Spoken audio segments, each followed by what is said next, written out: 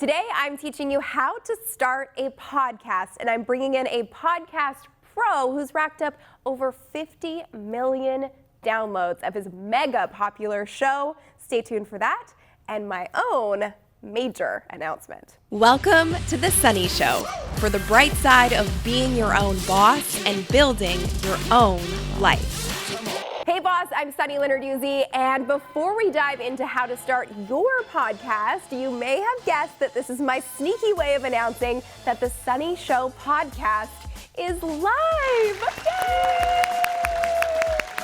We're all very excited. It is up and live, and we would love your support if you could go subscribe, rate, and review it. The link to do so is below, and I would really appreciate the support of my fellow amazing bosses. Now let's get into the details of how to start your podcast. Now I turn to an expert on the topic, an absolute podcast pro, a friend and a mentor who taught me everything that I needed to know to get the Sunny Show podcast up and running, Mr. Pat Flynn. Pat Flynn is a father, husband, and entrepreneur who owns several successful online businesses. He's a Wall Street Journal best-selling author and host of the Smart Passive Income and Ask Pat podcasts, which have earned a combined total of over 50 million downloads, multiple awards, and features in publications such as the New York Times and Forbes.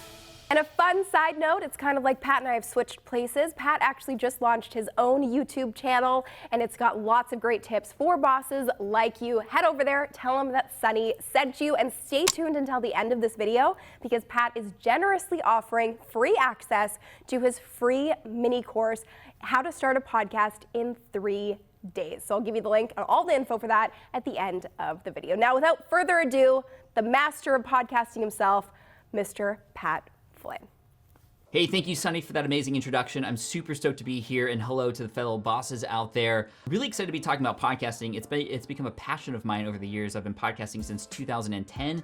So let's just dive right into the content and make sure you stick around because I got a lot of great stuff for you in this. Now, before I get into the how-to, let's talk about why you should even get involved with podcasts in the first place.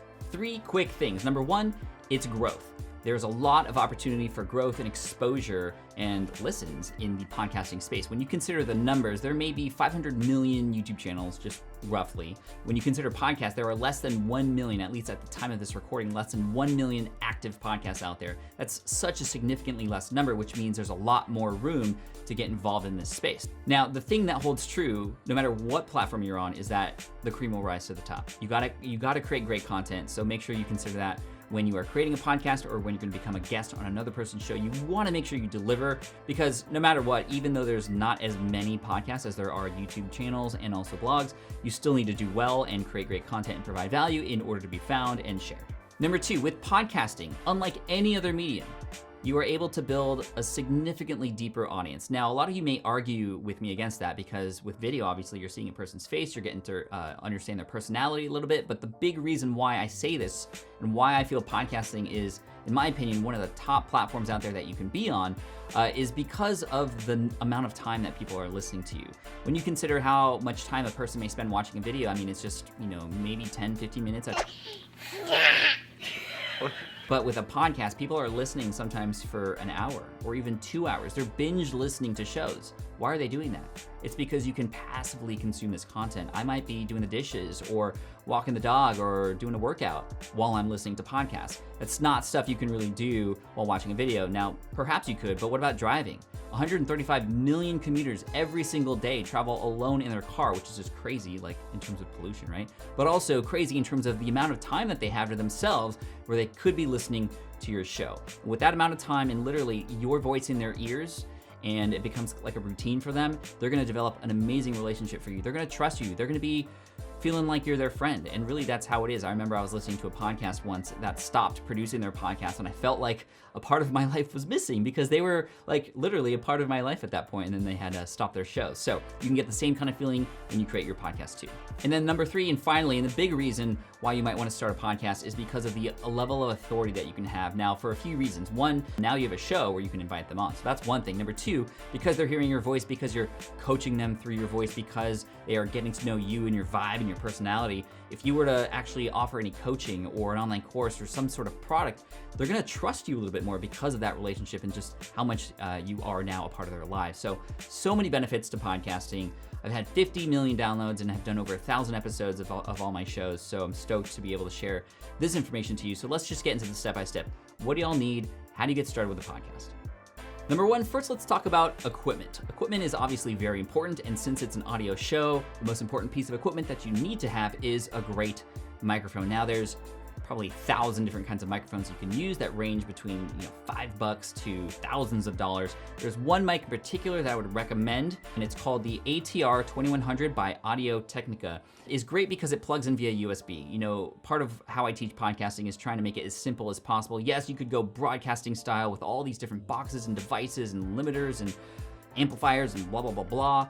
You don't need all that stuff. Make it simple for yourself. Just start with that. You can add on those other things later, which to the naked ear don't really matter at all. Now, there's some other things here that you can see, like this little foam ball, or if I pull this across, you can see this little, what's called a windscreen. This reduces the plosives that you have. Plosives are words like P words and B words that when you say those words, air kind of jets out of your mouth. That is not good for your audio and your microphone. It might make the audio not very enjoyable to consume. So that's why we have the foam ball or the windscreen. Personally, I prefer the windscreen because it allows for that voice to stay more natural. The foam ball may muffle a little bit, but most people, again, it doesn't really make a difference. Now, the thing you see here is called a shock mount, and this is really important because this is what allows the vibrations from your table to be absorbed by these little rubber bands and not absorbed into your microphone and then get on your podcast. So there might be stuff that you can't even hear that would get picked up on the microphone, like the vibrations of your computer or your laptop or other things.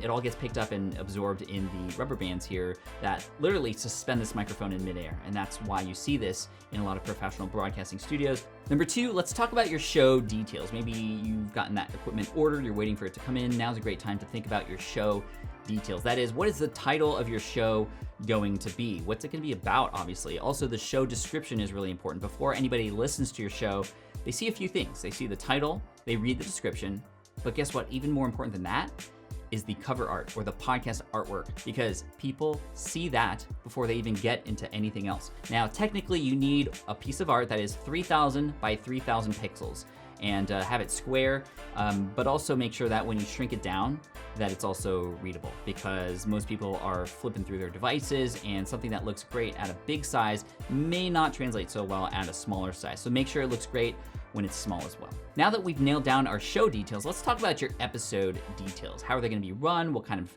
episodes are they gonna be? Let's plan ahead a little bit to make sure that we're not just jumping into this and then by the time we're creating content, we're kind of stuck. So it's always great to plan ahead. What I would recommend is actually list out your first 10 episodes. Now, it's important to plan ahead because that gives you an idea of okay, like who should I start reaching out to now to ask for an interview? How might I start doing research for some of these things that may require a little bit more research, those kinds of things. So plan out your first 10 episodes. That's gonna help you quite a bit right at the start. Now, it's also important to realize that iTunes is also a search engine. A lot of people are going to be searching for information using the iTunes search engine, and also Stitcher and Google Play. Those are search engines as well, in addition to directories for these podcasts. So make sure that when you're creating these episodes, you're also considering for search engine optimization. What are the titles? What keywords people might be typing in to find similar kinds of content? That's going to help you get search, and that's not anything that you're going to see immediate results from, but that's over the long term, something that's going to help out quite a bit. All right, number 4, let me give you a few tips for recording your show. Now, how do you actually capture your voice and mess around with the audio to create your podcast episodes? Well, you use a software tool like GarageBand or Audacity. Those are free tools you can use to begin to capture your audio on your microphone, to drag and drop music in, to drag and drop your interviews in, so on and so forth, so you can craft these episodes any which way you want. And that's the beauty of podcasting. It's your show. Be creative, do it any which way you want. Do some test recordings, and then export it and listen to it and see what it sounds like. You might need to tweak your levels a little bit, and a recommendation for tweaking your level, that means, okay, how loud or soft is your microphone? And if you want to err on the side of safety, record a little bit softer than higher, because when you go higher, if you clip, which means you go beyond what that mic and your computer can handle, you're gonna get distortion in your voice and in the sound, and that's just not a pleasant listening experience. And then final tip for you when you are recording is to not try and record everything all in one take, especially if you're doing a solo show. It's very tempting to speak for a couple minutes and then mess up and then want to start over. No, do not do that. Now, maybe I'm preaching to the choir here because you all know how to edit your YouTube videos, or most of you do. It's very much the same process. Typically, my episodes have dozens and dozens and dozens of cuts and slices and tips and inserts and drags and drops and all those kinds of things. So it's gonna look really messy on the outside, but when it's exported as an MP3 file, it's gonna sound wonderful. All right, number 5, you need to tag it, which means you include metadata in it. So when a person plays it, it actually shows the correct show title, episode title, the artwork is there, all that stuff. It's embedded inside the file itself. There's a lot of external tools that you can use to take that MP3 file and then embed this stuff into it. But the way that I actually recommend is to actually drag and drop that MP3 file into your iTunes. Just create a little playlist, go into your library, drag and drop it in, right click it and click on Get Info, and then change it to a podcast. That allows you to fill in all the forms. That just puts right all that content in there so that when you take that MP3 file out of iTunes, just drag and drop it to your desktop, that's the final file that you're gonna use to upload to your host, which is the next step. All right, step 6, your media or audio hosting company. You need to set yourself up with an account with a company like Libsyn or Buzzsprout, and there's several different others, to host your audio files. It can be very tempting to put your audio files like on your website server, but that's very, very dangerous because when a person plays that audio file, it eats up some bandwidth. And so you wanna go and use these companies out there that are meant to play these things, because this is what happens, guys. This is actually the big realization for me when I started. I thought that podcasting was you create this MP3 file and then you upload it individually into iTunes, and then you upload that into Stitcher, and then you upload it into Google Play, and that's how it works. That's actually not how it works. The way it works is you upload it to your host, and that's where you put in the information, and then Stitcher, iTunes, Google Play, Alexa, wherever, they take the feed that media hosts create. And that feed is what these directories look at and check in to see if there's anything new. And if there's anything new, it just serves them up to everybody that subscribes. So a subscriber will subscribe to you via iTunes, for example, or the podcast app, and that app will check your feed every day or multiple times a day to see if there are new episodes. And if there are, it's going to serve that up to you automatically. And that's the cool thing about podcasting. When you create an episode, it gets pushed to that person. So when they open that app the next time, they'll see a new episode in there, and they're going to be listening to you on the road and enjoying it and having a great time. So you need to get set up with a host. So you can go through Libsyn.com or Buzzsprout or whichever one Sunny might recommend and go through there. You'll need to set up your show and upload an episode there. And once you upload an episode, you'll see that you'll be able to get your feed. Your feed is this kind of longer-ish kind of URL. That's the magic feed. Like, you want to tattoo that on your arm, because that's what you're going to send out to those directories when you get up on iTunes, Stitcher, and Google Play. The final step here, number 7, is to submit your RSS feed to the directories you want to be on, most likely iTunes, Stitcher, and Google Play. Those are easy ones. I'm sure there will be links somewhere where you can get more information about actually how and where to go to set this up. But for iTunes specifically, because that's the big one, right? All you have to do is go to podcastsconnect.apple.com. Once again, that's podcastsconnect.apple.com. You have to sign in with your Apple username. And once you're there, it's going to ask you for the RSS feed. You plug that in there, just that feed that you grab from your host. It's a link. You put it in there and you hit check, and it's going to check to see if it's actually legit. You check again, yes, it's good to go. You hit submit, and then the party starts, right? It's there, you can play it, you can listen to it, and that's awesome, because then you can share it with the world and people are going to discover it too. So that's podcasting, how to start it in a gist. It can really make a big difference in your business, and it has truly made a big difference in my life. It opened up so many new opportunities that I never thought would exist, from book publishers now wanting to work with me because they know I have an audience, they know I have a voice. People who want me on stage because they know I have a voice and can present myself in an engaging way on a podcast.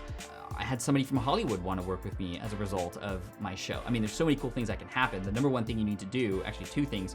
Number 1, you just need to get started. And number 2 is you need to commit. Because it's very easy with something like this that does take a little bit of technical work to just get started and then be like, I don't know if I want to do this, or God, I'm just going to go back to that thing I was good at. You will get better. And if you go back to my first episodes, they're trash. I keep them up there just to remind myself how far I've come, but also remind all of you how far you can go. And finally, bosses, I just want to thank you so much for the time you spent with me today. I'm looking forward to hearing more about you and your show and how it goes for you. Hopefully I can see you on my YouTube channel as well. And again, Sunny, appreciate you. Thank you so much. Crush it.